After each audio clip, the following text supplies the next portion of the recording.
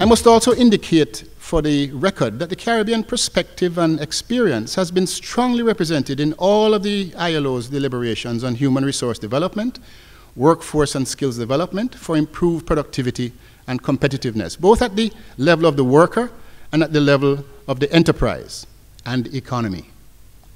The conclusions and recommendations emanating from international labor conferences as far back as the year 2000, which focused on human resource development, and up to last year's focus on skills development for improved productivity, employment, growth, and development, have all been influenced by Caribbean contributions.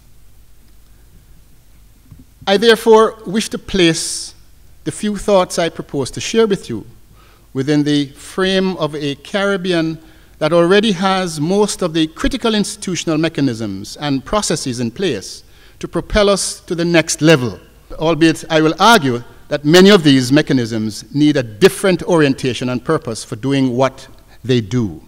The point is that we're not starting from scratch. So TVET's purpose is to alter the workforce profile. Education's purpose is to create a learning economy and a learning society. UNESCO's 4 pillars of education: learning to learn, learning to do, learning to live and work with others, learning to be. That's education. It's about learning. Whether in vocational or academic, it's about learning and creating a learning society and a learning economy that can create new technologies, can innovate. It's about learning.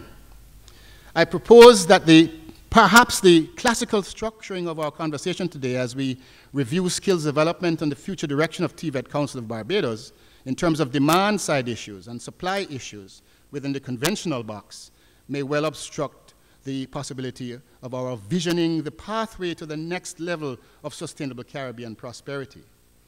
While serving for 15 years as Executive Director of the Heart Trust NTA of Jamaica, we worked mightily to alter the general profile of the Jamaican workforce through training assessment and internationally benchmarked certification, from a low-skill, low-wage to a high-skill, high-wage, decent work profile.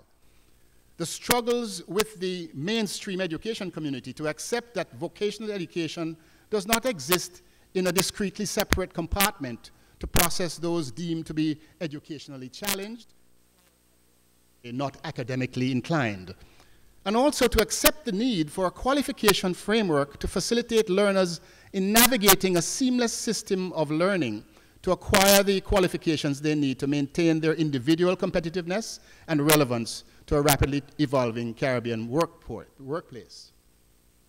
Education makes you trainable, training makes you employable, and attitude keeps you employed. The prevailing dilemma of the mismatch between what Caribbean education and training institutions are producing compared to what employment is demanding is an issue with which Professor Andrew Downs is deeply familiar.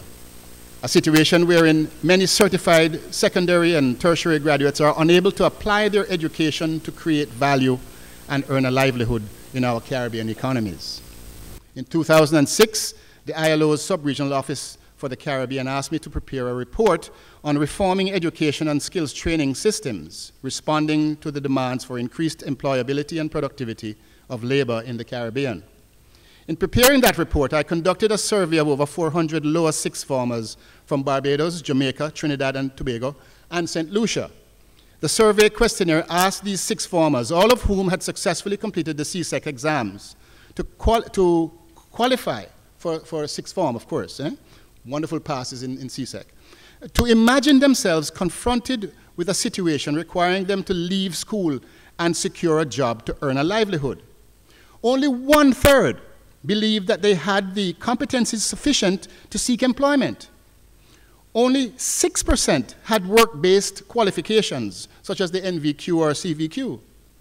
Asked if occupational training and work-based TVET certification were made available to them before they had completed their CSEC exams and graduated from fifth form, would they have utilized the opportunity?